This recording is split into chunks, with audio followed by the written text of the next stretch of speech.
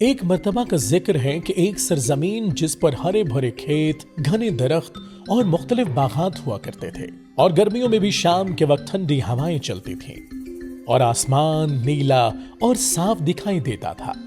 اس سرزمین نے آہستہ آہستہ ترقی کرنی شروع کر دی اور وہاں درخت کاٹ کر مکانات اور اونچی عمارتیں بننے لگیں۔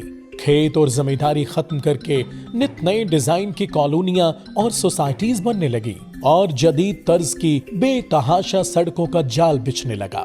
گویا اس سرزمین نے ایک بڑے اور جدید شہر کا روپ دھار لیا، مگر اس کے ساتھ ساتھ ہی وہاں سے درخت، کاور سبزہ کیا غائب ہوا، چرند پرند بھی غائب ہونے لگے۔ سڑکوں پر گاڑیوں کا دھواں پھیلتا گیا۔ سبزہ اور درخت نہ ہونے کی وجہ سے دھوپ اپنی مکمل آب و تاب کے ساتھ گرمی برسانے لگی اور یوں گرمیوں کی شدت برداشت سے باہر ہونے لگی۔ تو اس سرزمین کے عوام نے فوراً اس گرمی کا بھی توڑ نکال لیا۔ گھروں، دفتروں اور گاڑیوں میں اے سی لگوا لیے اور بجلی کے بھاری بل ادا کرنے لگے، اور جو نہ ادا کر سکے وہ گرمی برداشت کرنے پر مجبور ہو گئے اور گرمی سے ہائے ہائے کرنے لگے۔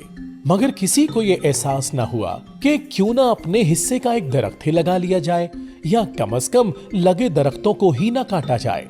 آہستہ آہستہ بڑھتی آبادی کے ساتھ ساتھ سرزمین دور خلا سے عجیب و غریب شکل کی دکھنے لگی، جہاں صرف اور صرف سیمنٹ کی بنی دیواریں تھیں اور سڑکوں کا جال تھا۔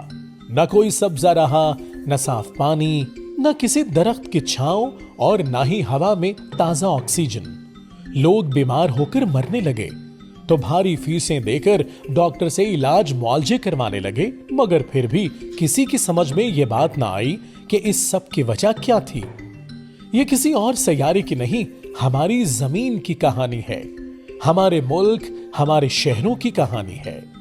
آئیے اپنے حصے کا کم از کم ایک درخت یا پودا لگائیں اور جس قدر ہو سکے درختوں کو کاٹنے سے بچائیں اور پانی جیسی نعمت کو ضائع نہ کریں، ورنہ یہ نہ ہو کہ ایک دن اس کرۂ ارض پر سانس لینا اور زندگی گزارنا ہی مشکل ہو جائے۔ اس بڑھتی ہوئی گرمی اور آلودگی سے اپنی آنے والی نسلوں کو بچائیں، درخت لگائیں۔